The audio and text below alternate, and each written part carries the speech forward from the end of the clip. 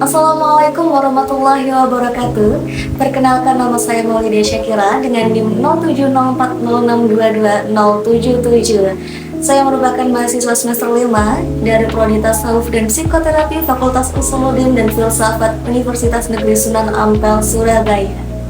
Pada pertemuan kali ini saya berkesempatan untuk menyampaikan satu materi dari beberapa materi di semester 5, tentunya pada matkul tasawuf dan tradisi pesantren. Sebelum kita masuk pada materinya, saya akan terlebih dahulu bertanya kepada teman-teman, apakah sebelum memutar video ini teman-teman sudah tahu apa itu tasawuf? Kalau teman-teman masih termasuk dalam orang yang awam dan belum sama sekali mendengar apa itu tasawuf, mari kita pelajari. Tasawuf atau yang juga sering kita dengar sebagai sufisme merupakan salah satu dimensi dari Islam yang berfokus pada pendekatan diri kepada Tuhan.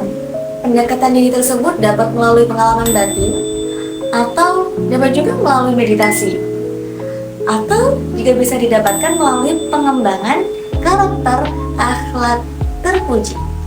Dan perlu teman-teman ketahui bahwa integrasi tasawuf dengan kurikulum pendidikan di pesantren tidak hanya sebatas tentang intelektual pengetahuan keagamaan saja, tetapi juga menanamkan mengenai nilai-nilai spiritualitas, kesederhanaan, juga kedalaman moral.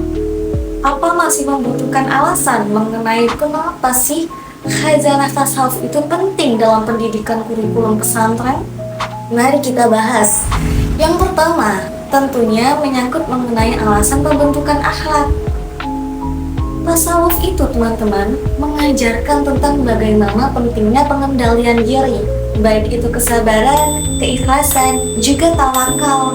Maka hal ini sesuai atau relevan dengan tujuan pendidikan yang ada di pesantren, yang tidak hanya mengedepankan aspek intelektual, tetapi juga pembentukan karakter yang luhur. Alasan kedua, tentunya tentang pendidikan spiritual. Pesantren sebagai lembaga pendidikan Islam tidak hanya berperan untuk mengajarkan mengenai ilmu-ilmu yang teoritis saja, melainkan memaknai, menghayati apa makna sebenarnya dari spiritual tersebut.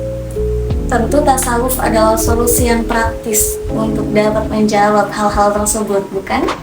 Alasan ketiga adalah penyeimbang ilmu dan iman. Seringkali ketika seseorang itu sudah memiliki ilmu yang cukup, dia tidak akan merasa bahwa dirinya terkadang memiliki sifat sombong, potensi untuk melakukan hal-hal kesombongan.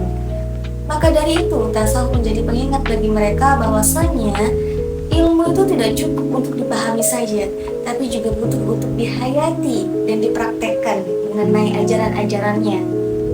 Dalam kurikulum pesantren, seringkali pengajarannya menggunakan kitab-kitab kuning klasik.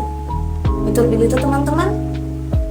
Kitab tasawuf seringkali kita jumpai dalam kurikulum pesantren, contohnya adalah karya Imam Ghazali, Ibnu Athaillah, dan juga Ar-Rumi. Hal ini tentunya memberikan dimensi yang sangat dalam mengenai betapa pentingnya seseorang itu harus berinteraksi dengan Tuhan dan juga sesama. Alasan kelima sekaligus alasan terakhir dalam materi ini adalah untuk menangkal radikalisme dan juga ekstremisme. Seperti yang teman-teman tahu ya, dunia ini sudah penuh dengan ancaman-ancaman baru, sudah penuh dengan tantangan-tantangan baru untuk dunia Islam tentunya. Ajaran tasawuf yang penuh kasih dan juga toleransi tentunya dapat menangkal adanya radikalisme tersebut. Karena tasawuf juga mengajarkan mengenai kedamaian baik dalam diri sendiri ataupun dalam kehidupan bermasyarakat. Lalu bagaimana strategi pengintegrasian antara tasawuf dengan kurikulum pesantren ini? Ada banyak cara untuk dapat mengintegrasikan antara tasawuf dengan kurikulum pesantren. Di antaranya yang pertama adalah penyusunan silabus dan juga kurikulum pesantren. Terkadang tasawuf itu hanya dijadikan sebagai ilmu tambahan saja, pembelajaran tambahan saja. Nah, agar tasawuf tidak hanya menjadi ilmu tambahan saja, pesantren itu perlu memadukan antara pelajaran tasawuf dengan pelajaran fikih, atau pelajaran tasawuf dengan pelajaran hadis.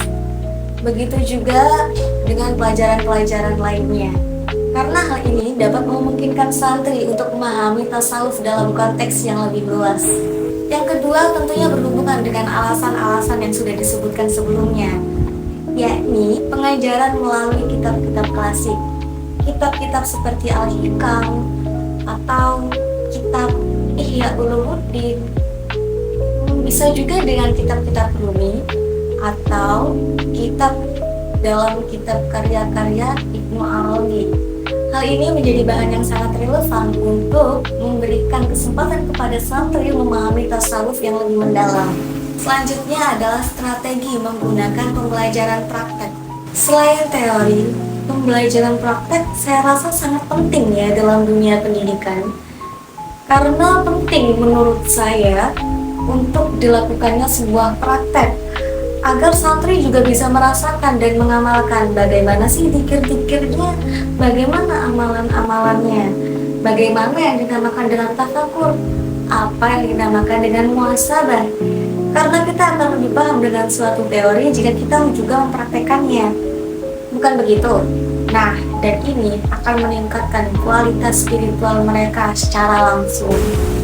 Strategi terakhir dalam materi kali ini menurut saya adalah dialog langsung bersama ulama-ulama tasawuf. Karena dengan cara mendatangkan langsung, itu akan menimbulkan suatu interaksi tanya jawab antara santri dengan ulama tersebut.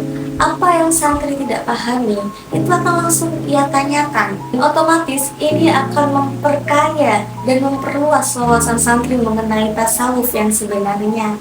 Tentunya hal ini akan menjadikan proses belajar mengajar itu lebih hidup ya teman-teman, lebih terasa karena kita tuh langsung ngobrol gitu loh sama orang yang memang tahu dan paham betul mengenai apa itu tasawuf, sehingga dapat diambil kesimpulan bahwasanya integritas tasawuf dengan kurikulum pesantren itu sangatlah baik. Karena tasawuf berkontribusi dalam dunia pesantren untuk menciptakan santri-santri yang tidak hanya cerdas dalam ilmu pengetahuannya saja, tapi juga dalam kedalaman pengetahuan ilmu spiritual seorang santri. Perlu diingat teman-teman, dengan mempelajari tasawuf dan mengamalkannya, kita juga beberapa orang mungkin di luar sana akan merasakan yang namanya kedamaian hati, merasakan kehidupan yang lebih baik dan juga penuh kasih. Baiklah, sekian presentasi dari saya. Apabila ada yang perlu ditanyakan atau ada yang perlu untuk didiskusikan dan atau juga ada yang belum saya jelaskan dalam materi kali ini, bisa teman-teman tambahkan saja dalam kolom komentar. Kritik dan saran sangat membangun. Terima kasih kepada dosen saya, yakni Bapak Isyafullah Yazid. Terima kasih sudah mendengarkan dan setia menonton presentasi ini sampai akhir video. Kurang lebihnya mohon maaf. Wassalamualaikum warahmatullahi wabarakatuh.